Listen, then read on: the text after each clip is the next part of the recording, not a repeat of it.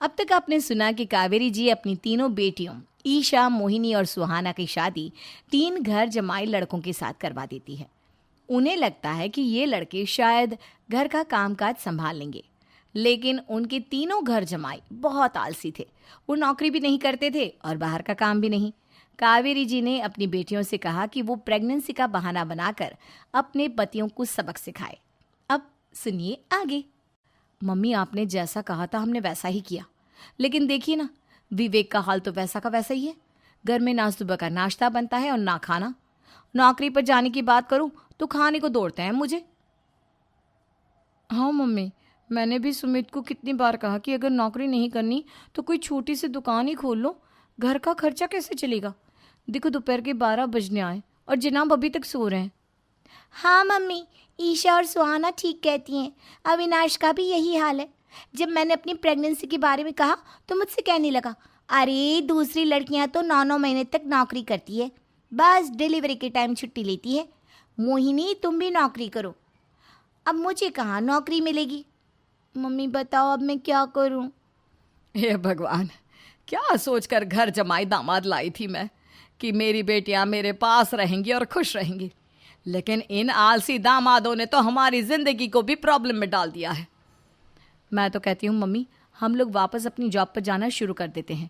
बता देते हैं इन लोगों को कि हमने प्रेगनेंसी का बहाना किया है। नहीं नहीं बेटा, ऐसी गलती भी मत करना। अगर तुमने ऐसा किया तो इन तीनों की आदत और ख़राब हो जाएगी। अरे आज नहीं तो कल कभी तो तुम प्रेग्नेंट होगी, तब वापस यही प्रॉब्लम आएगी। तब क्या करोगी तुम तीनों? हाँ मम्मी, आपकी बात तो बिल्कुल सही है। इन लोगों को तो सुधारना ही पड़ेगा।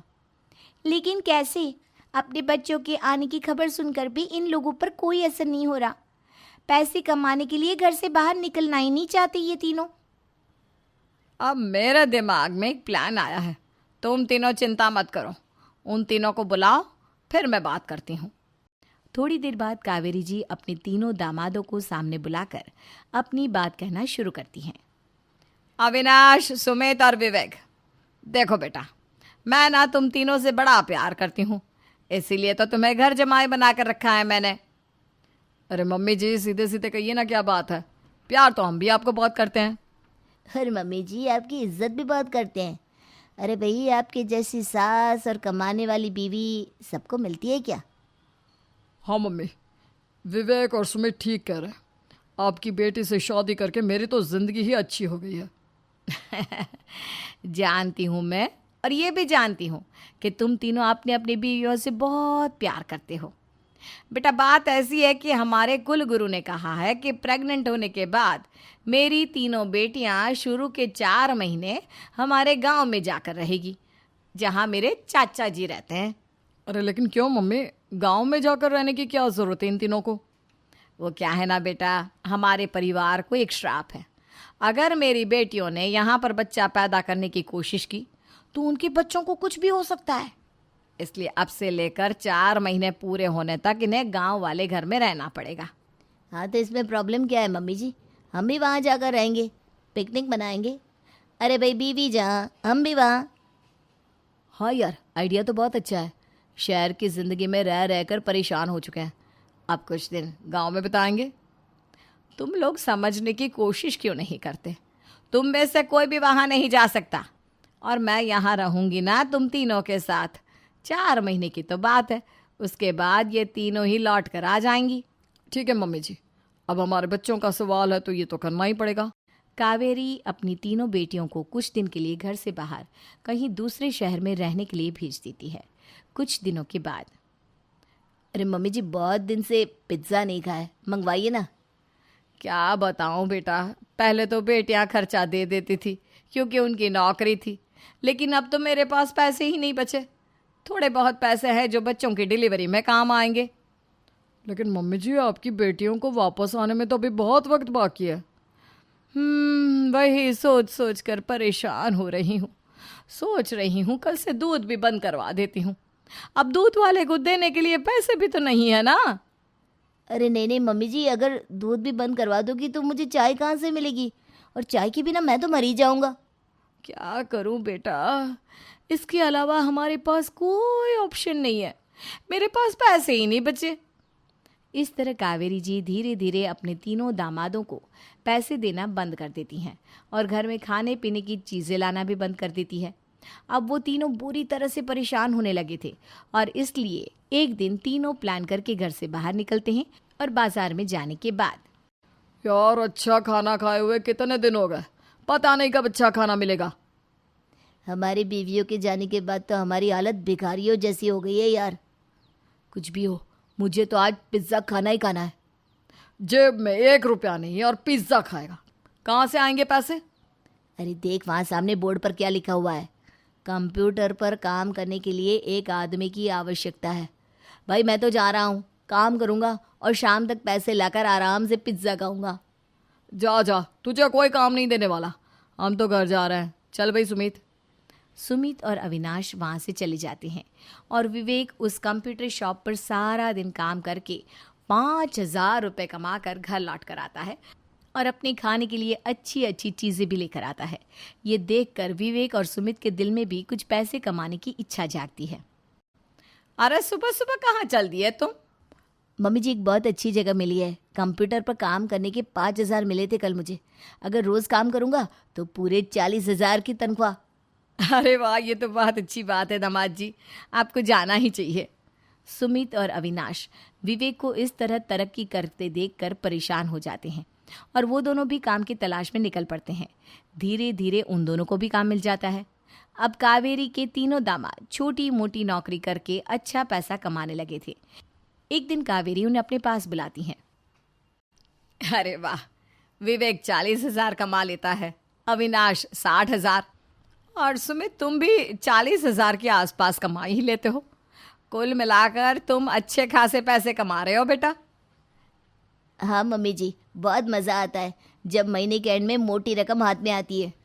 पूछिए मत मम्मी जी, घर में रहकर रोटी बना बना कर और तो जैसा महसूस होने लगा था मुझे तो।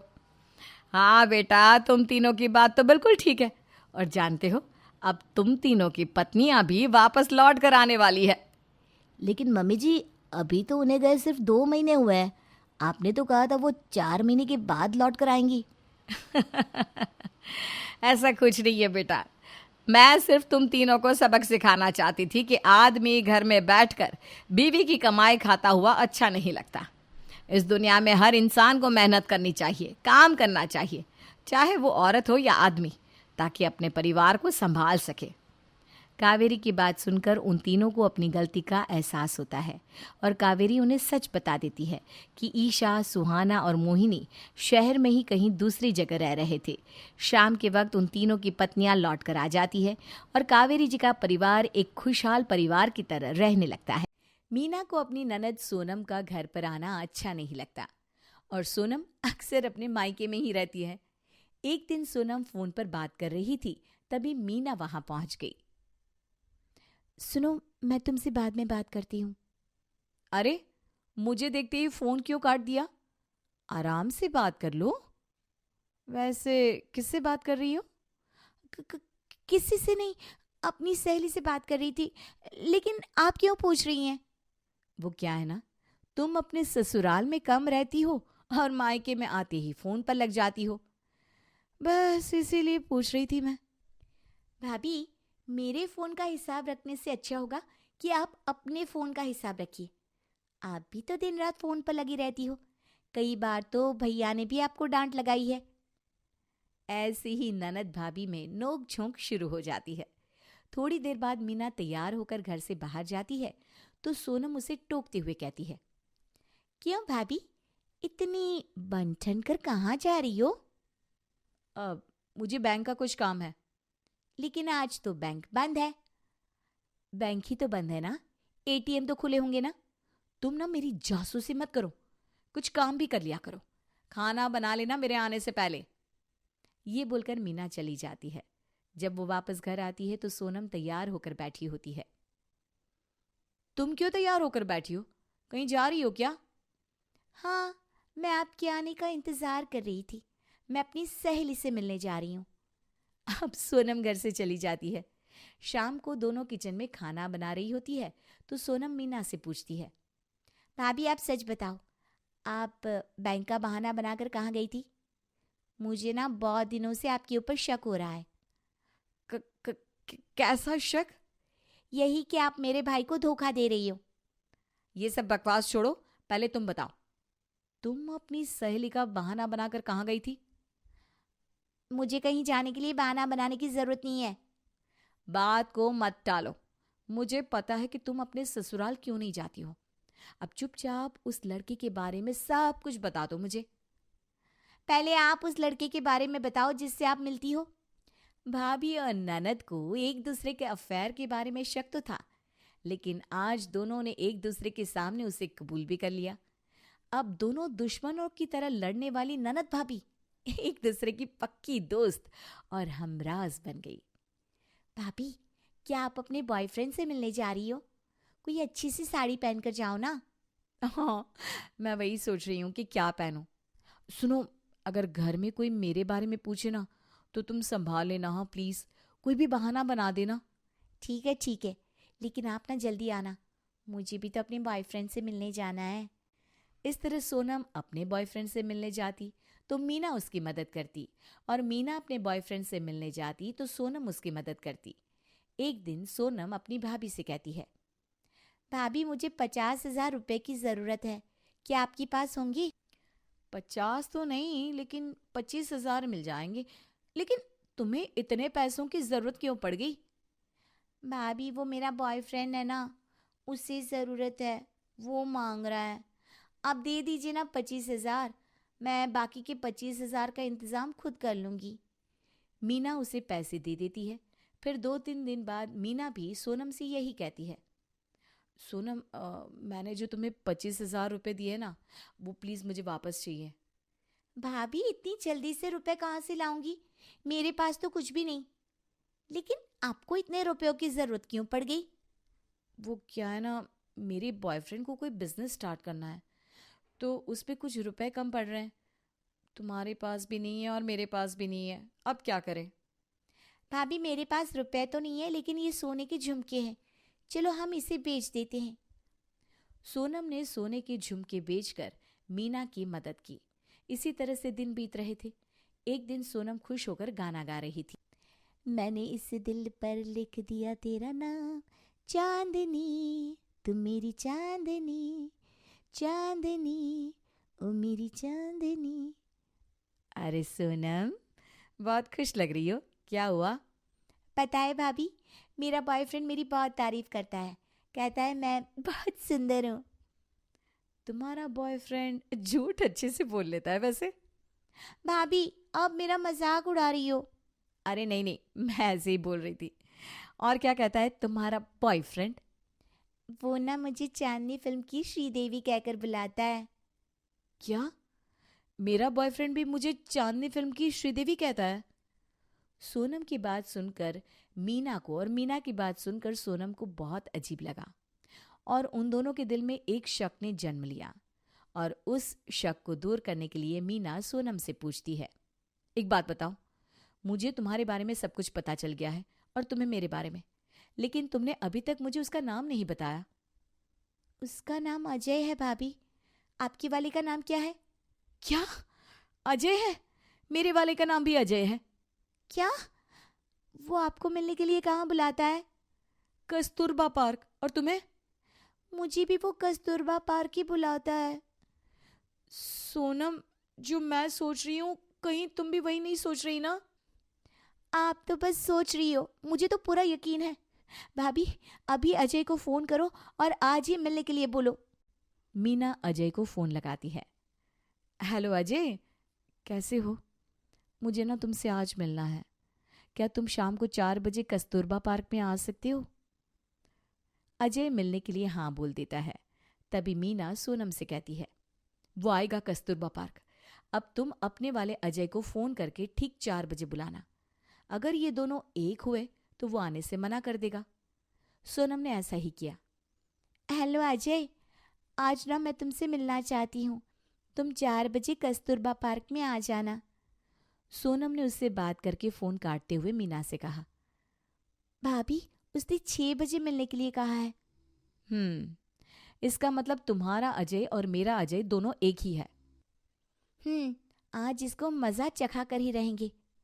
मीना 4 बजे सोनम के साथ जाती है और सोनम को पार्क में किसी पेड़ के पीछे खड़ा कर देती है।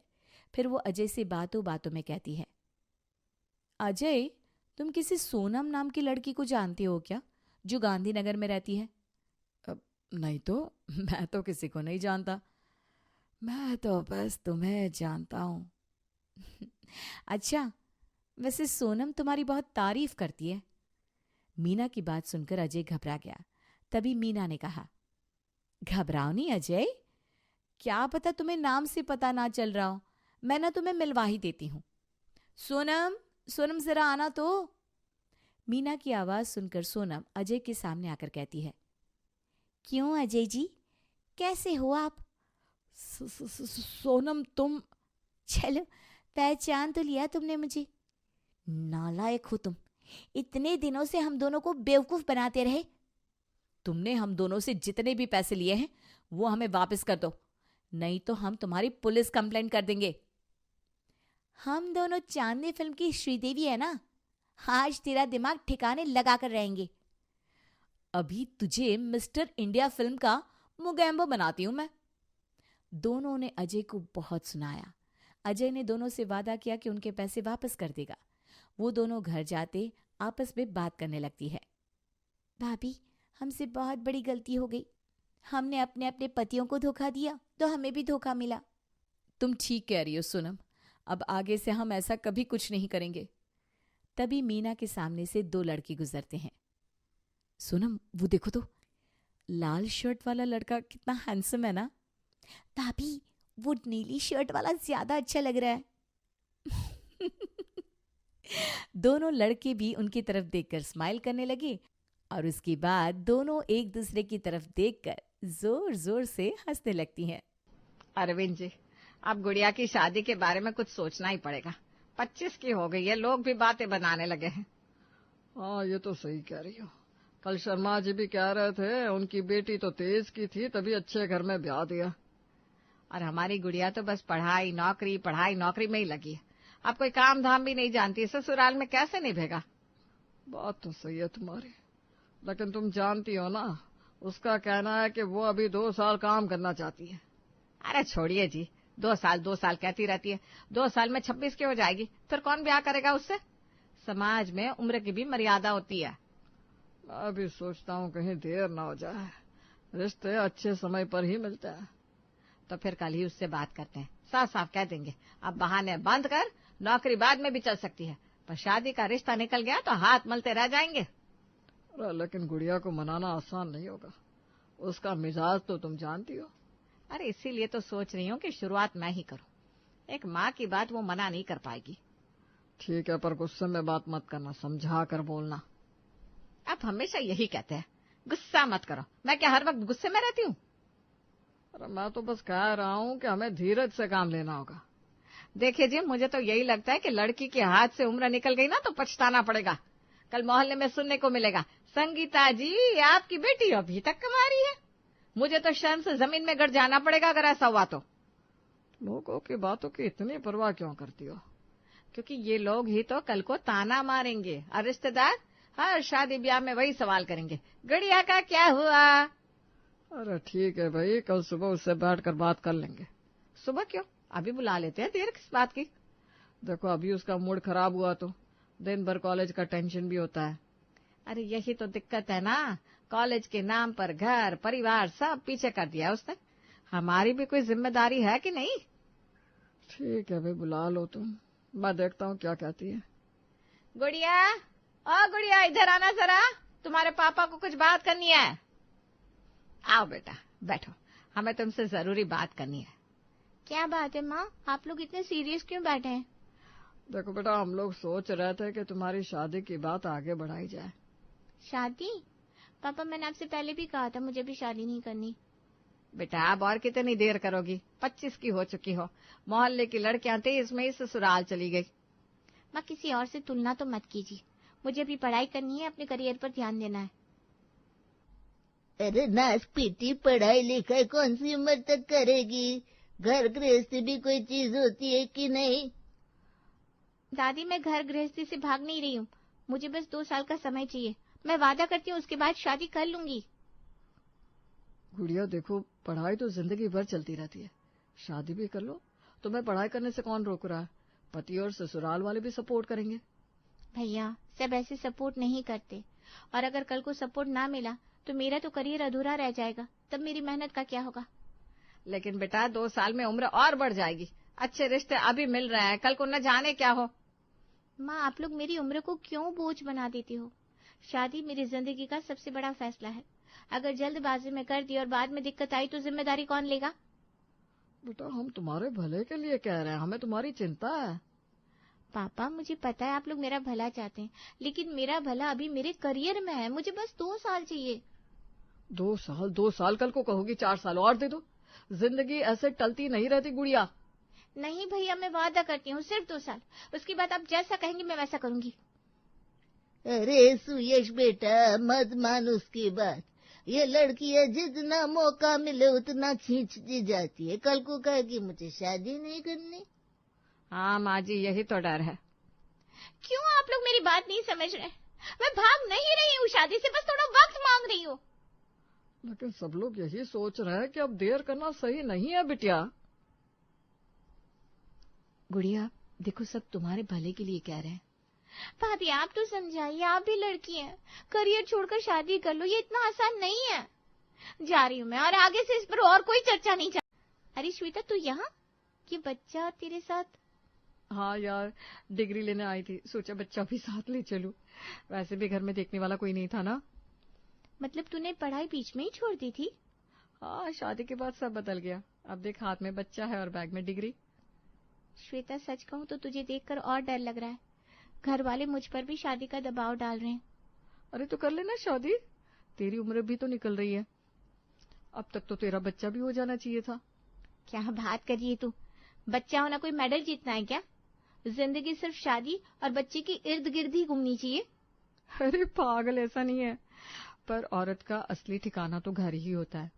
करियर बना भी लिया तो क्या गारंटी है कि ससुराल वाले मानेंगे? गारंटी तो किसी चीज की नहीं होती, लेकिन अगर मैं खुद पर भरोसा ना रखूं तो जिंदगी भर दूसरों के भरोसे जीना पड़ेगा। अरे पर गुड़िया तू मान भी ले, कल को देर हो जाएगी तो अच्छे रिश्ते नहीं मिलेंगे। रिश्ते का क्या है, आज नहीं तो कल मिलेंगे, लेकिन करियर का मौका अगर हाथ से निकल गया तो फिर जिंदगी भर अफसोस रहेगा।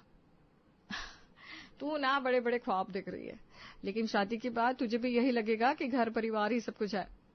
नहीं श्वेता, मुझे यही साबित करना है कि शादी और घर ही सब कुछ नहीं होते। औरत की पहचान सिर्फ किसी की पत्नी या माँ बनने से नहीं होती। लेकिन समाज, लोग क्या कहेंगे? समाज तो हर हाल में कहेगा, चाहे जल्दी शादी करो या देर से। लोग चुप तो बैठने वाले हैं नहीं, तो क्यों ना अपनी शर्तों पर जिया जाए। तेरे अंदर तो आग है गुड़िया, पर पता नहीं तेरे घर वाले मानेंगे या नहीं। यही तो परेशानी है, सबको लगता है शादी ही सबका हल है। कोई ये नहीं समझता कि मेरी भी कुछ इच्छाएं हैं। देख, तेरा रास्ता आसान नहीं होगा, लेकिन अगर तू इतनी जिद पर अड़ी है तो तुझे लड़ना ही पड़ेगा।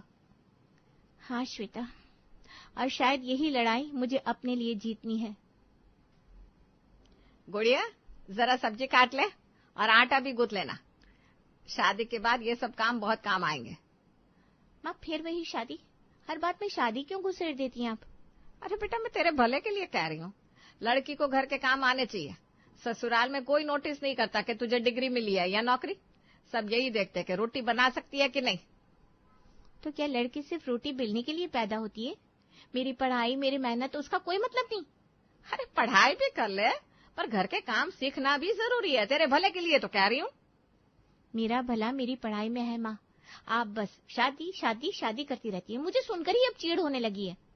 देख ज्यादा ना जुबान मत चला, माँ हूँ तेरी, मुझसे ज्यादा कौन चाहेगा तेरा भला। अगर सच में आप मेरा भला चाहती हैं तो बस मुझे 2 साल पढ़ने दीजिए, बाकी सब मैं खुद संभालूंगी। 2 साल बस यही राग आलापती रहना। मैंने जितनी जिंदगी देखी है उतनी तू सोच भी नहीं सकती। और मैंने जितने सपने देखे हैं उतने आप सोच भी नहीं सकती। मुझे नहीं करना ये सब, जा रही हूँ मैं।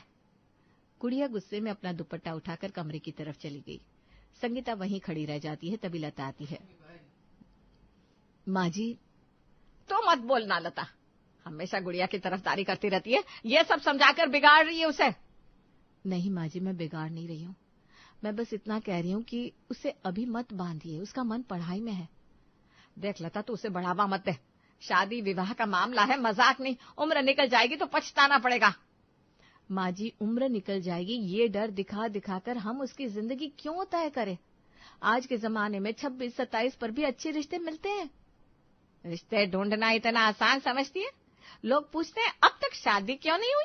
औरत का मूल्य शादी से ही आंका जाता है। माँ जी, औरत का मूल्य उसके काम और सपनों से भी आंका जाना चाहिए।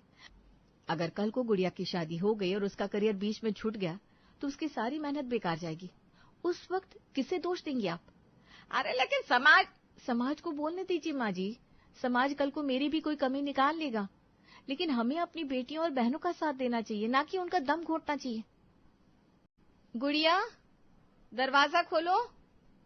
भाभी मुझे अकेला छोड़ दीजिए, मुझे किसी से बात नहीं करनी। बस 2 मिनट सुन तो ले। भाभी, अगर आप भी मुझे शादी के लिए मनाने आई है ना तो प्लीज आप बाहर जाइए, मुझे कुछ नहीं सुनना। अरे पगली, मैं तुझे मनाने नहीं आई हूँ, मैं तो तुझे समझाने आई हूँ कि तू हार मत मान लेना। सच भाभी, आप मुझे शादी के लिए नहीं समझा रही हैं? नहीं तो बिल्कुल नहीं। तूने जितना कहा सब सही है। सपने देखना और उन्हें पूरा करना, दोनों का हक है तुझे। लेकिन सबको लगता है मैं गलत हूँ। माँ, पापा, दादी, यहाँ तक कि भैया भी, सबको बस मेरी शादी की पड़ी है। यही तो, इसीलिए तो मैं आई हूँ तुझे कहने कि तू अपनी बात पर अड़िग रह। अगर तू खुद ही हार मान जाएगी तो तेरे सपने अधूरे रह जाएंगे। भाभी आप ही बताइए, क्या मैं सच में गलत हूँ? मैंने कौन सा बहुत बड़ा समय मांग लिया है, सिर्फ 2 साल। अरे तू बिल्कुल गलत नहीं है गुड़िया, तेरी मांग जायज है। 2 साल में करियर बना लेगी तो शादी के बाद भी तुझे आत्मविश्वास रहेगा। लेकिन अगर माँ पापा जबरदस्ती कर देंगे तो?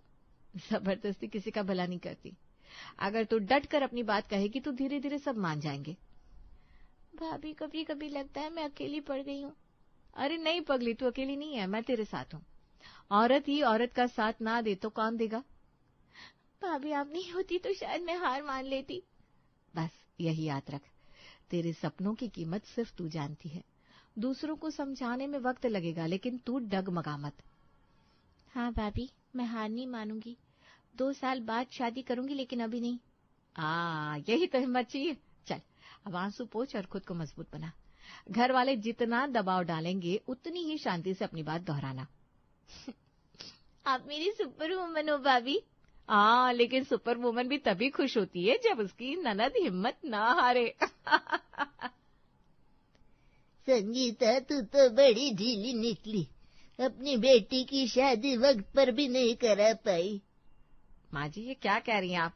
मैं तो दिन रात इसी चिंता में घुली रहती हूँ। चिंता का क्या फायदा जब नतीजा ही ना निकले। मोहल्ले की सब औरतें कानाफूसी करती है। देखो 25 साल की बेटी घर पर बैठी है, माँ को परवाह नहीं। माँ जी, मैं ही तो सबसे ज्यादा परवाह कर रही हूँ। दिन रात अरविंद जी से कहती हूँ शादी की बात आगे बढ़ाए, लेकिन लड़की हाँ नहीं कर रही तो मैं क्या करूँ? अरे बेटी से पूछते कब है? हमारे जमाने में किसी ने हमारी राय ली थी क्या? माँ बाप जैसा कह दे वैसा मान लो। वही तो दिक्कत है माँ जी, अब जमाना बदल गया है। बेटियां अपनी राय रखती हैं, सपने देखती हैं। सपने? औरत का सपना यही होना चाहिए कि अच्छे घर में ब्याह हो जाए। नौकरी धंधा सब दिखावा है। दिखावा नहीं है माँ जी, गुड़िया पढ़ने में होशियार है, नौकरी भी अच्छी कर रही है। उसका सपना है करियर बनाने का। पहले मैं भी यही सोचती थी, लेकिन अब मुझे समझ में आता है कि गुड़िया के भी सपने हैं जिन्हें वो सच करना चाहती है, अपना करियर बनाना चाहती है। करियर से रोटी बनेगी क्या? घर में इज्जत शादी से आती है, करियर से नहीं। और अगर बेटी दुखी हो गई तो? शादी करके वो परेशान हो गई तो उसका गुस्सा कौन झेलेगा? तू तो बेटी के पीछे पगलाई फिर रही है। हमारे जमाने में न पूछे गए न समझे गए, फिर भी हमने निभाया। लेकिन माँ जी, क्या वो सही था? आप ही बताइए, अगर आपसे कभी पूछा गया होता तो शायद आपका जीवन अलग होता। अरे औरत का जीवन पति और ससुराल के नाम ही लिखा होता है। चाहे पूछो या ना पूछो। नहीं माँ जी, अब ऐसा नहीं है। अब लड़कियां भी अपनी पहचान चाहती हैं। पहचान की धुन में अगर बेटी बूढ़ी हो गई तो फिर लोग ताने देंगे, माँ ने बेटी को बिठाए रखा। ताने तो आज भी सुनने पड़ रहे हैं ना माँ जी, लेकिन मुझे अपनी बेटी की खुशी उससे ज्यादा प्यारी है। अरे समझती क्यों नहीं, अच्छे अच्छे रिश्ते आ रहे हैं, कल को जब उम्र निकल जाएगी तो पछताएगी। रिश्ता अगर अभी आए या 2 साल बाद क्या फर्क पड़ता है? अगर रिश्ता अच्छा होगा तो इंतजार कर लेंगे। 2 साल? तू भी उसी के सुर में बोल रही है? यही सब समझा कर तूने उसे बिगाड़ा है। नहीं माँ जी, मैंने उसे बिगाड़ा नहीं, मैंने बस उसकी तकलीफ सुनी है। उसकी जिद में भी सच्चाई है। वारी माँ, बेटी के सामने इतने कमजोर निकली। माँ का काम है बेटी को वश में रखना, ना कि इसके पीछे पीछे घूमना। माँ जी, माँ का काम बेटी को समझना भी तो होता है। अगर मैं उसकी बात नहीं सुनूंगी तो कौन सुनेगा? चल, बहुत बड़ी विद्वान बन रही है। सच कहूँ तो तेरी नरमी ही कल को तेरे गले पड़ेगी। नरमी नहीं है माँ जी, भरोसा है। मुझे अपनी बेटी पर भरोसा है कि वो सही रास्ता चुनेगी। भरोसे से पेट नहीं भरता। समाज में नाम तभी होगा जब बेटी की डोली उठेगी। और मेरी बेटी का नाम तभी होगा जब वो अपने पैरों पर खड़ी होगी। तेरी सोच मुझे कभी समझ नहीं आएगी। और आपकी सोच मुझे कभी मंजूर नहीं होगी माँ जी। गुड़िया अब और कितना सोचेगी, उम्र निकल जाएगी, फिर अच्छे रिश्ते कहाँ से मिलेंगे। बिल्कुल, बेटी की शादी जितनी जल्दी हो जाए उतनी अच्छी, हमें भी चैन मिले। क्यों सब लोग मेरी ही शादी को लेकर पड़े रहते हो? पढ़ाई भी कोई चीज होती है। मैंने कहा ना मुझे अभी नहीं करनी शादी। ये पढ़ाई लिखाई बहाना है, असल में मन में शादी नहीं है। औरत की असली जगह ससुराल में होती है, और हम सब ये तेरे भले के लिए सोच रहे हैं। मेरा भला सोच रहे हैं या अपना चैन? आप सबको लगता है कि मुझे विदा करके जिम्मेदारी से छुटकारा मिल जाएगा? ये कैसी जुबान है, बड़ों से ऐसे बात करते हैं। तो मैं क्या करूं? अपनी बात कहूं तो गलत, चुप रहूं तो मन ही मन घुटूं। बेटियां ऐसे अकड़ दिखाएगी तो समाज में हमारी इज्जत कहाँ रहेगी। लोग पूछते हैं इतनी बड़ी लड़की घर पर क्यों बैठी है। बस दादी सा, यही तो दिक्कत है। सबको समाज की पड़ी है, किसी को गुड़िया की खुशी की परवाह नहीं है। आप सब गुड़िया पर इतना दबाव डाल रहे हैं। क्या आपने सोचा कल को अगर उसकी शादी नहीं चली तो जिम्मेदारी कौन लेगा? आप लेंगे दादी सा? ये कैसी बात कर रही है बहू? मैं तो बाहर भी नहीं निकलती हूँ, बूढ़ी हो गई हूँ, मैं जिम्मेदारी कैसे लूँ? ये सब छोड़, शादी निभानी ही पड़ती है। नहीं दादी सा, शादी तभी निपटी है जब दोनों तैयार हों। जब लड़की खुद ही तैयार नहीं है तो क्यों जबरदस्ती? कल को अगर उसका घर टूट गया तो लोग फिर क्या कहेंगे? तब कौन सामने आकर कहेगा कि हमने दबाव बनाया था? लता, तू समझ नहीं रही, हम माँ बाप है, हमें फिक्र है। माँ जी, फिक्र होना गलत बात नहीं है, लेकिन फिक्र का मतलब मजबूरी थोड़ी ना होता है। गुड़िया ने बस 2 साल मांगे हैं, बस 2 साल। क्या ये इतना बड़ा है? लेकिन लड़की जितनी बड़ी होती जाएगी रिश्ते भी उतने मुश्किल हो जाएंगे। बाबूजी, रिश्ते मुश्किल तब होते हैं जब हम लड़की को बोझ समझते हैं। अगर हम बेटी की पढ़ाई को, उसकी काबिलियत को आगे रखेंगे तो अच्छे रिश्ते खुद चलकर आएंगे। बिल्कुल भाभी, मैं बस यही चाहती हूँ कि मुझे थोड़ा वक्त मिले। गुड़िया, तू हिम्मत मत हार, मैं तेरे साथ हूँ। अरे बहू, लोग ताने देंगे। लोग तो दादी सा हमेशा कुछ न कुछ कहते ही रहेंगे। आज कहेंगे शादी नहीं हुई, कल कहेंगे देर से हुई, परसों कहेंगे शादी क्यों टूटी। लेकिन अगर गुड़िया की जिंदगी बर्बाद हो गई ना तो ताने सुनकर भी हम चैन से जी नहीं पाएंगे। वैसे शायद लता सही कह रही है। देखा जाए तो बात तो सही है, हमें बेटी की खुशी को पहले रखना चाहिए। ठीक है, अगर सबको यही ठीक लगता है तो मैं भी कुछ नहीं कहूंगी। धन्यवाद दादी साहब, धन्यवाद मम्मी पापा। तो तय हुआ, गुड़िया पहले अपनी पढ़ाई पूरी करेगी, फिर सब मिलकर उसके लिए अच्छा रिश्ता ढूंढेंगे। ये भी ठीक ही है।